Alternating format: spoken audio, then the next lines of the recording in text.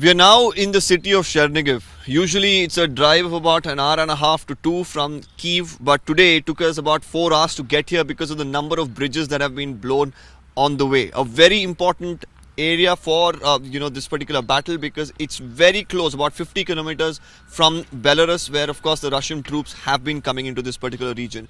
And you can see now what remains predominantly of this city, which has about 300,000 people who were living here. And even during the month of extreme conditions here, while the war was going on between the Russians and the Ukrainian soldiers, several of them, thousands in fact, remained in their houses, several of them killed. The death toll here is expected to have crossed the 500 mark, and you can see the apartment buildings all around here have taken extensive damage. Not just the walls of these buildings, the entire flooring in fact has collapsed. You can see appliances, clothing, everything that has fallen down.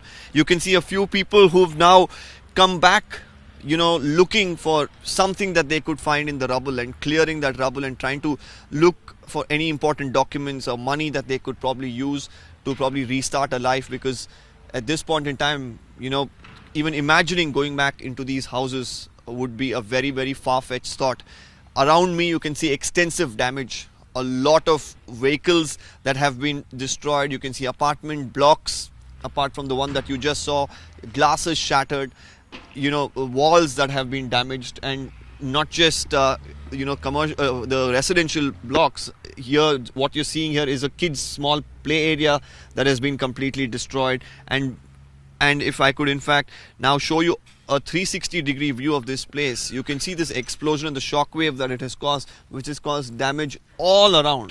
You can see some of the small commercial buildings that were here, or rather the shelters of sorts, those as well completely destroyed. So this is what we've seen as we've entered Chernihiv. Many areas like this have witnessed extensive firefighting. Now the question is on these buildings. Now there were no, while we spoke to some individuals here as well, they say there were no military hiding in any of these buildings. So why was an attack carried out once again at a place where it is predominantly a civilian area is the question. Just to give you a small idea of how difficult life has been for the residents of Chernihiv, I have an elderly woman who's just come out of her house.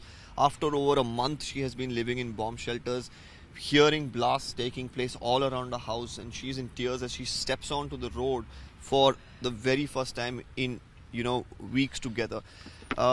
If we have Mykolaiv again with us, who's going to help us translate.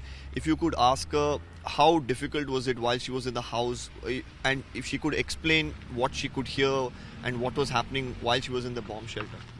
Наскільки було тяжко сидіти у сховищі, і розкажіть, що ви чули, коли там сиділи? Понимаете, иногда так периодичность не такая была. А иногда так, буквально каждую минуту вылетало. Мы прижимались до полу, нас сидело 5 стариков. Мы прижимались друг до друга у подвале. Хто на розкладушки, хто на стульчики, хто на чому, знаєте як. І просто дрожали від всього страху.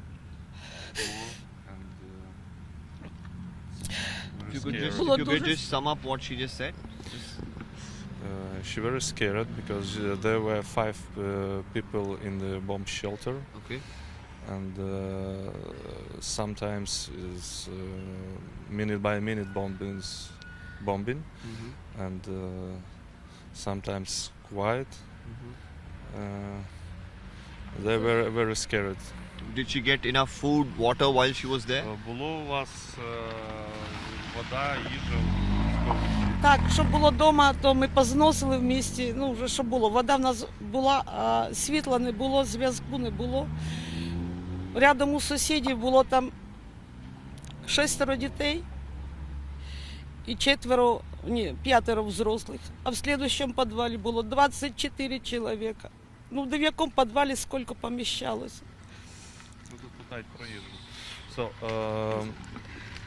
they have water, they have food from these houses, but no electricity, no service mobile mobile phone, cells, yes. mobile cells, and one of the shelter they have water and etc. Another shelter there were 24 people and no more water, no more food. Last question I'd like to ask us today: does she feel relieved that she's able to step out of her house? But of course, seeing the destruction around it must pain her.